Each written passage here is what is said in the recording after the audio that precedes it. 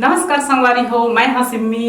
हमार नवा आइडियो और वीडियो देखे बर सुने बर हमार यूट्यूब चैनल एस म्यूजिक लहरिया वीडियो वाला दिखा, लाइक करिहा, सब्सक्राइब करिहा और बेल आइकन ला दबा दिहा। बोलो महामाया देवी की जय।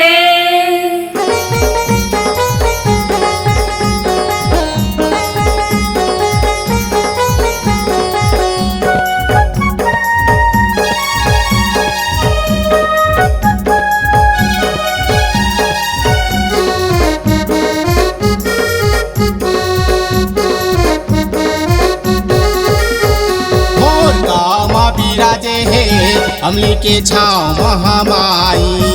रामपुरी माँ विराजे है अमली के छाँव महामाई। अमली के छाँव महामाई, अमली के छाँव महामाई, अमली के छाँव महामाई, अमली के छाँव महामाई। मोरे गाँव माँ विराजे है अमली के छाँव महामाई। रामपुरी माँ विराजे है अमली के छाँव महामाई।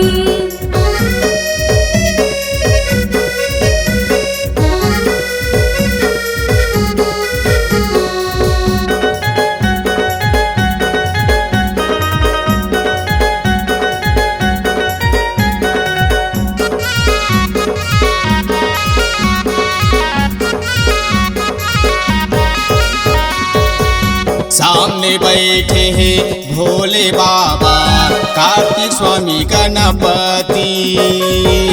आगर नदी तुरी चरण धुए, पूजा करे नर नारी।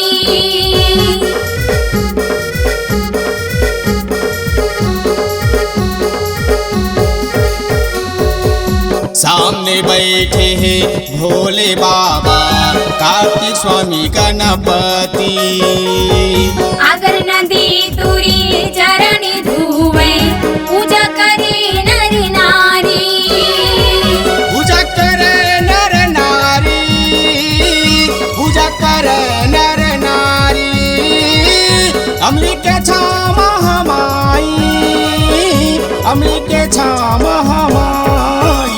मोरे गाँव माँ विराजे है अमली के छाँव महामाई। रामपुरी माँ विराजे है अमली के छाँव महामाई।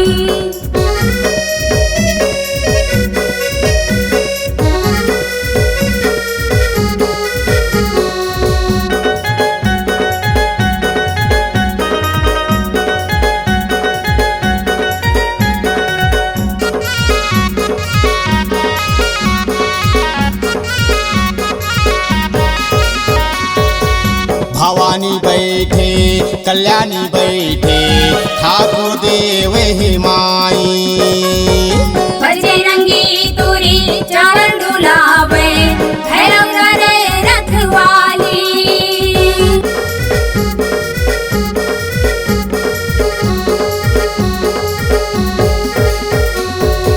बजरंगी तुरी चरण डुलावे, भैरव करे रखवाली।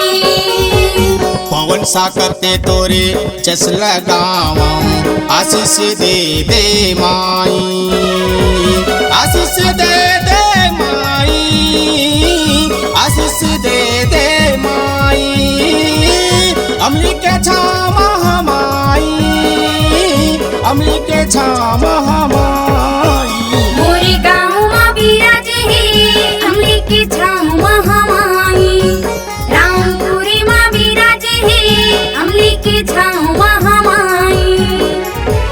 अमली के छाँव महामाई, अमली के छाँव महामाई, अमली के छाँव महामाई, अमली के छाँव महामाई।